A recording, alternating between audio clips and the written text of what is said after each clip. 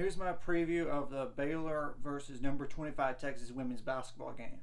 Now I realize Baylor's not ranked, but they're number 26, and technically, if the polls were extended out to number 30, they would be ranked.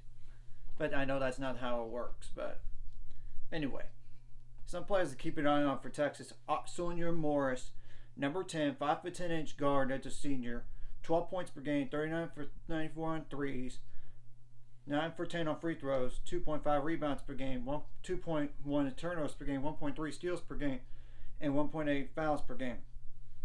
She did visit Baylor, I remember, but ultimately she went to Texas. But she's a transfer from DePaul. So, Shaylee Gonzalez, she's a transfer from BYU, number 2, 5'10" guard as a senior, 11.9 points per game, 22 for 75 on threes, 48 for 54 on free throws, 3.9 rebounds per game, 2.8 assists per game, 2.5 turnovers per game, 1.6 steals per game, and 2.6 fouls per game. Dayona Gaston, number 5, 6'2" forward, that's a junior, 11.6 points per game, 28 for 41 on free throws, 4.9 rebounds per game, 1.3 turnovers per game, 0.9 blocks per game, 0.8 steals per game, and 2.6 fouls per game. I'm not going to mention one other double-digit score on this, despite having it down, because she tore her ACL. She's out for the year. We're not going to play against her. Now, the only other double-digit score they have is Rory Harmon, number 3, 5'6" guard, that's a sophomore, 11 points per game, 4 for 22 on threes, 22 for 38 on free throws, 4.9 rebounds per game, 7.5 assists per game, 3.3 turnovers per game, 2.8 steals per game, 2.4 fouls per game. Now, Taylor Jones is a transfer from Morgan State, number 44, 6'4" forward as a junior, 8.3 points per game, 27 for 40 on free throws, 4.9 rebounds per game, 2.1 blocks per game, 1 turnover per game, 1.6 fouls per game. Now, Khadijah Faye, she was at Texas Tech, remember. I remember that name easily. She's number 20, 6'4" forward as a junior, 6.8 points per game, 44 for 163 on free throws, 5.7 rebounds per game, 0.9 turnovers per game, 0.9 steals per game, 0.8 blocks per game, 2.3 fouls per game. Now, Shay Hall, number 10, 6' guard, that's a junior, 6.1 points per game, 18 for 45 on threes, 10 for 16 on free throws, 2.1 fouls per game, 1.6 turnovers per game, 0.8 steals per game, 0.7 blocks per game. Amineh Mohammed, number 14, 6'4" forward, that's a freshman, 5 points per game, 9 for 22 on free throws, 5.7 rebounds per game, 1.6 turnovers per game, 0.8 steals per game, 0.6 blocks per game, 2.9 fouls per game. The last player I'm going to mention is because I'm not going to even think about pronouncing that name. I'm going to just spell it out, first name and last name. The first name is Ndjakelenga. Last name is Mwentanda. Number 32, 6'2" guard, that's a freshman. 5 points per game, 2 for 11 on threes, 27 for 40 on free throws, 2.5 rebounds per game, 0.8 turnovers per game, and 1.8 fouls per game. I'm going to put the stats in the description below so y'all can see it.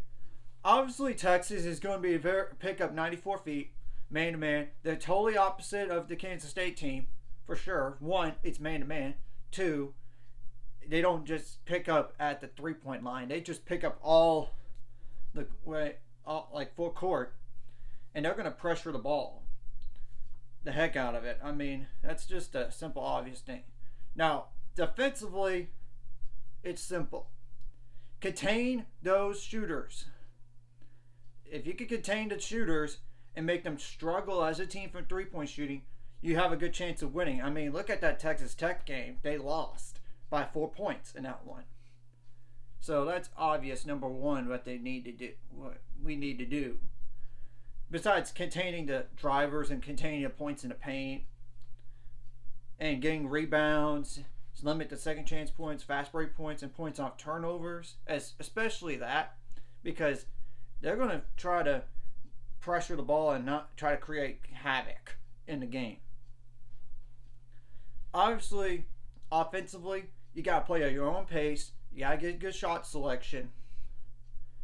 You got to have crisp passes. You got to take care of the ball. Get some offensive rebounds, points in transition, points in the paint, if possible. And of course, make your free throws count. Of course. That's the thing. And all the little things, in basketball, how to win on offense. And of course, one thing I didn't mention defensively is make them uncomfortable. And of course, across the board, limit the foul trouble. I know one thing.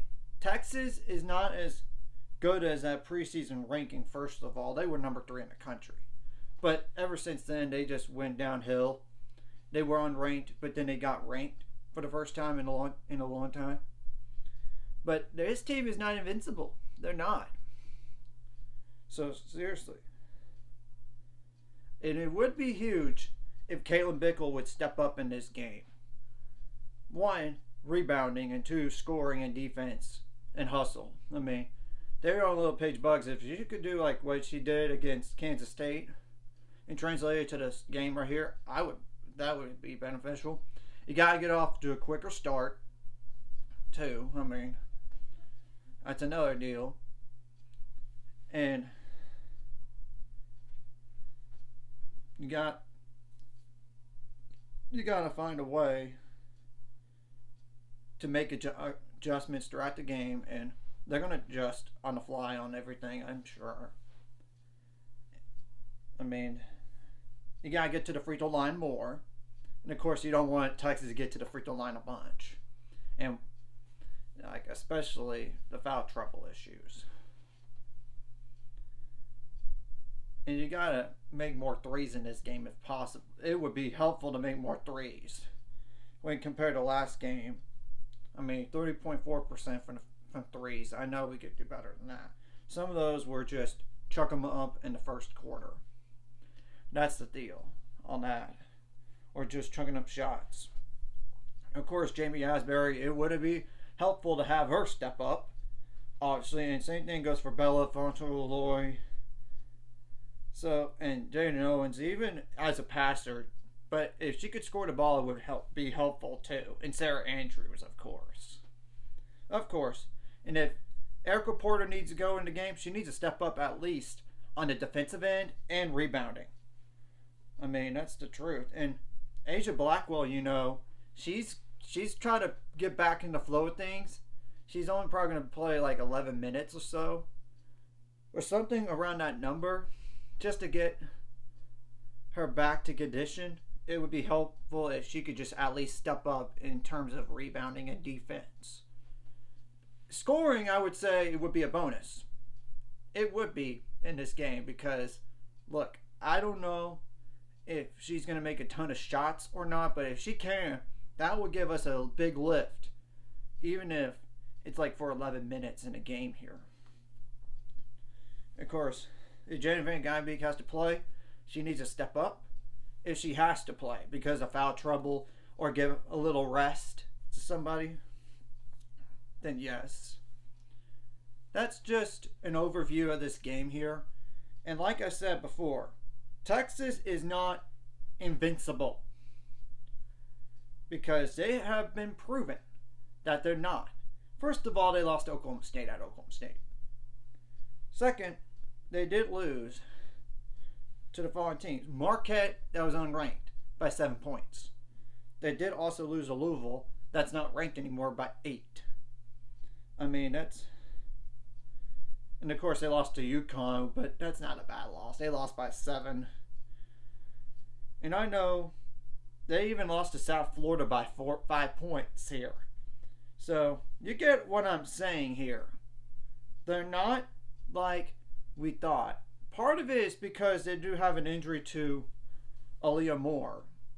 Well, the other parts is just they just not played great defensively. And they're going to be out to be edgy in this game, remember. Because they're coming off of a loss.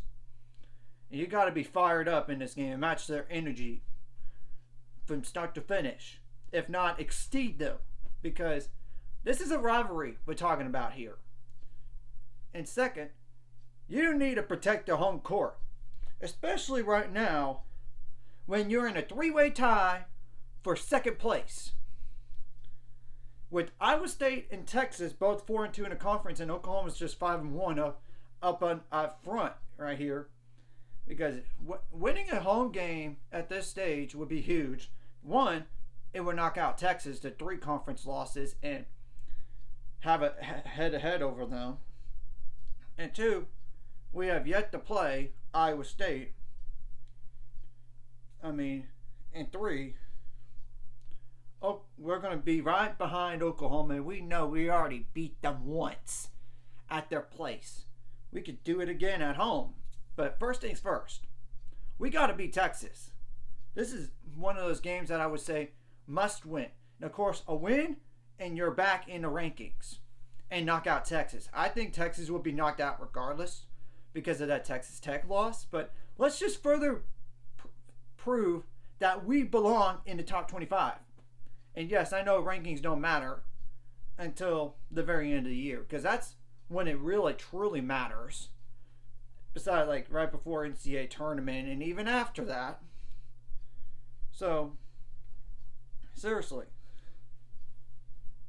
let's just go to work on Sunday afternoon. And Baylor fans, if you want to go to this game and cheer on Baylor to victory against Texas, do it. It doesn't matter what sport. You got to come out. And we need a home crowd advantage. Because sometimes with teams that have a huge home crowd advantage, it helps win games and to make differences. Like how loud it is when we are on defense or during free throws.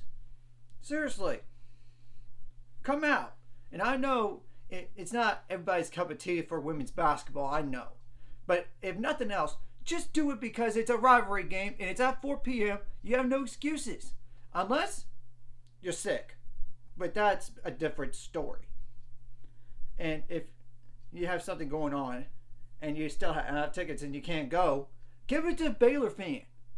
Seriously. We don't need to give it to the opponent's fan base, because we need to build a home crowd advantage here. Anyways, if you like this content, hit the like and subscribe button. I see you guys later. It's good. 500 subscribers. We're on the road to it. Let's go.